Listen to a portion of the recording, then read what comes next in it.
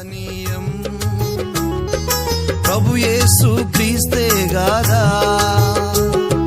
నిజ ఆహార పానీయం ప్రభు యేసు క్రీస్తే గాదా ఆయననే తిని త్రాగుచు ఆయననే తిని త్రాగుచు ఆ జీవముతో మనము జీవించెదం ఆ జీవముతో మనము జీవించెదం.